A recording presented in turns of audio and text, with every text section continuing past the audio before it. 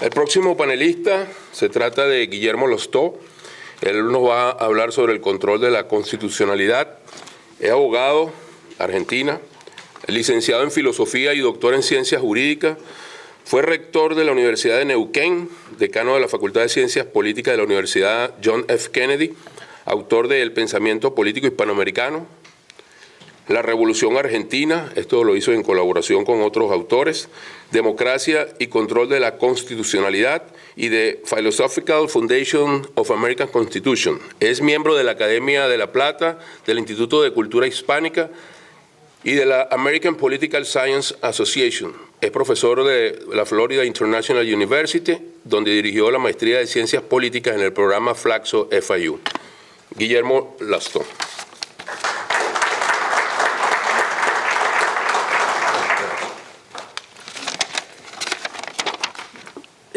Muchas gracias por la invitación y permítame tomarme un minuto antes de entrar al tema para referirme a que hay un segundo foro democrático de relaciones internacionales con el mismo objetivo que tiene este, muy similar a este, que ha organizado el Centro para la Apertura y el Desarrollo en América Latina, CADAL, pero en la propia Habana.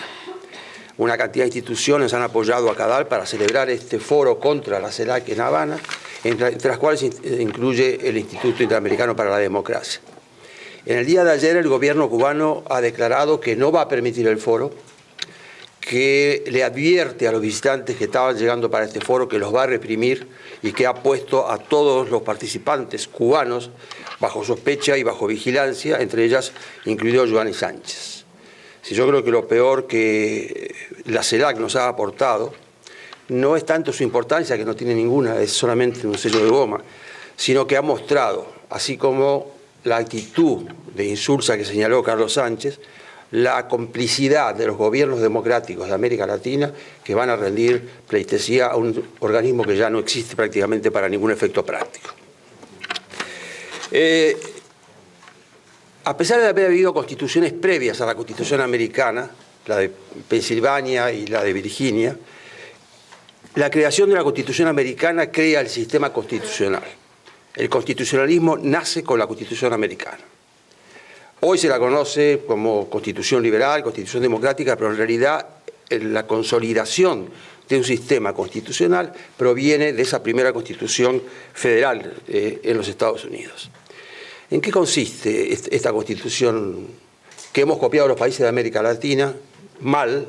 La hemos adoptado mal, quizá porque no la comprendimos, quizá por razones culturales, pero en el resto de América Latina esta Constitución se ha adoptado y en el año 45-46 habría 6-7 países democráticos, cuanto más, y pocos con constituciones. Pero a partir de ese momento se han desarrollado constituciones en todas partes del mundo con este concepto que se originó aquí en Filadelfia.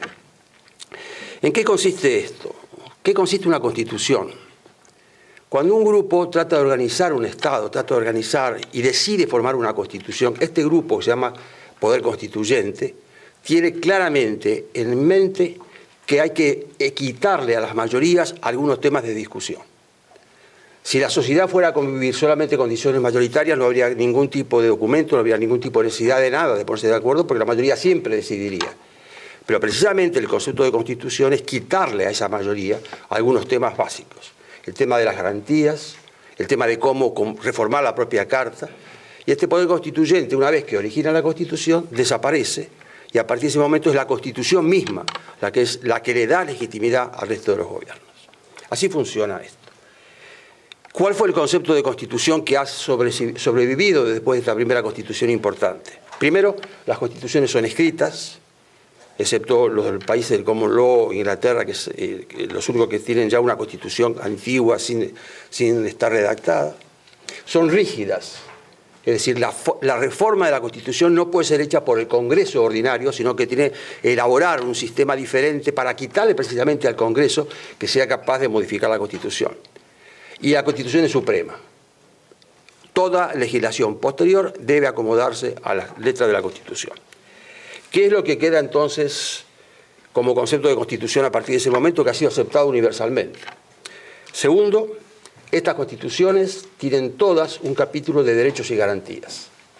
La Constitución americana al principio no lo contempló porque pensaron que eran suficientemente conocidos y aceptados, y además porque temieron que enumerar las garantías, como efectivamente ocurrió después, significaría olvidarse de alguna y que tuvieran dificultades para ser reconocidas. Pero posteriormente, en la primera enmienda, precisamente incorporaron las garantías que creían que las minorías y los ciudadanos debían tener. ¿Qué es lo que contempla una Constitución o qué debe contemplar? Un sistema de elección de aquellos que van a realizar la gestión pública, a la que se refería Carlos Sánchez Berzaín, el sistema electoral, cómo se hace, cómo se produce, quiénes tienen el derecho a mandar. Pero por último, y lo más importante, sistemas de mantenimiento de la Constitución y de la supremacía de la Constitución. Sistemas que tiendan a eliminar la voluntad de las mayorías cuando estas son circunstanciales y arbitrarias. ¿Cuáles eran las circunstancias en las que constituyentes americanos tuvieron que desarrollar esto? Es una circunstancia muy especial que nunca más se ha vuelto a repetir. 13 colonias ya independizadas que se sientan a discutir cómo van a manejarse en el futuro entre ellas. Pero además de estas circunstancias, había dos ideas básicas muy importantes que fueron las que dieron el sentido de la Constitución. Y una venía de John Locke. John Locke había planteado que en realidad el Estado existe solamente para garantizar la libertad individual. Y Locke decía además que garantizaba la propiedad, pero lo importante es que la propiedad estaba garantizada precisamente como un elemento de la libertad individual. Quien no era capaz de manejar su propiedad no era posible manejar su libertad también. Y Locke estableció claramente que el Estado tenía que existir solamente para garantizar esta libertad individual y este derecho de propiedad, que fue recogida en la Constitución americana. Pero la segunda, y esta fue una experiencia práctica, ya las colonias habían advertido que las mayorías también podían ser autoritarias. Jefferson dijo que una dictadura de la mayoría era tan abominable como la de un solo hombre y que no era por eso por lo que habían luchado. Y en consecuencia la Constitución tiene clara y definitivamente un sentido contramayoritario. Se ha establecido, se ha discutido si este sentido de la Constitución es contrademocrático. Y eso depende de cómo manejemos la democracia. Si la democracia son gobierno de la mayoría limitada por las instituciones, la Constitución americana no es antidemocrática. Si la mayoría es la que gobierna, como en los países del socialismo del siglo XXI, las constituciones sí son antidemocráticas en ese sentido. Pero está claramente establecido que son contramayoritarias y que eliminan que las mayorías circunstanciales puedan tomar cualquier tipo de decisiones. ¿Cómo queda reflejado este concepto de que la Constitución debe ser respetada y debe imponerse a cualquier tipo de norma? Una de las cosas que nos faltó en América Latina para entender bien lo que pasaba con la Constitución fue que nos faltó el debate que se dio en los Estados Unidos a través de los papeles de los federalistas, el federalista y los antifederalistas. Discutieron todos los términos, discutieron qué querían decir, qué querían plantearse. Y en todos ellos estaba claro que la Constitución era suprema y que debía aplicarse y limitar a cualquier posición o decisión del Congreso, que representa a la mayoría, y que estaba limitada. Esto era esencial. Este era el sistema en que funcionaba. Pero ¿cómo plantearlo? ¿Cómo someterse? ¿O quién interpretaba la Constitución? Recién nos decía Pedro Roy, hablaba de la separación de los poderes, que era una forma de limitar al gobierno. La separación de poderes en realidad es una mala traducción al español de una fórmula que es mucho más rica en inglés, que es checks and balances. Los tres poderes no eran que fueran independientes y separados y que podían hacer lo que quisieran. Se controlaban mutuamente entre sí. Ese era el sistema. Cada uno estaba peleando por sus normas y tratando de que los otros no avasallaran las propias normas. Esto había estado discutido, estaba claro. Pero en un momento determinado, en un fallo específico, que todo el mundo conoce, Marbury versus Madison, el juez Marshall tiene que tomar una decisión y establece que esta decisión del poder del Congreso no se acomoda a la Constitución y en consecuencia no puede aplicarse. Y reivindica para la Corte Suprema o para el Poder Judicial el derecho a aplicar la Constitución y declarar nulos cualquier acto del Congreso, representante de la mayoría, o del Poder Ejecutivo que no estuvieran de acuerdo con la Constitución. Lo paradójico fue que a nadie le llamó la atención, era lógica la explicación, es decir, si hay dos normas, una en la Constitución y una de una ley común, se aplica la norma de valor más importante, que la Constitución, y en consecuencia declarar nula una ley del Congreso que no iba contra la Constitución era normal. Y no pasó absolutamente nada, y durante 80 años este fallo se vino repitiendo hasta que un día se dieron cuenta de qué es lo que estábamos planteando con el tema de la Corte Suprema. Para ponerlo en términos claros, 9 personas, o 5 o 7, que no son elegidas por el pueblo, que tienen independencia absoluta, como lo explicaba recién Pedro Roy, porque tienen su stipendio garantizado, su puesto garantizado de por vida, a menos que tengan mala conducta. 9 personas que no son electas le pueden decir al Congreso, usted esto no lo puede hacer.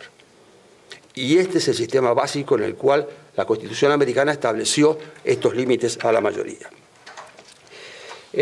Al mismo tiempo, la Revolución Francesa, casi simultánea, también planteó algo por el estilo, pero este concepto de control de la constitucionalidad no tuvo la misma eficacia que tiene en los Estados Unidos, precisamente porque en los Estados Unidos lo que se planteaba era el control de la mayoría, cosa que la Revolución Francesa no admitía.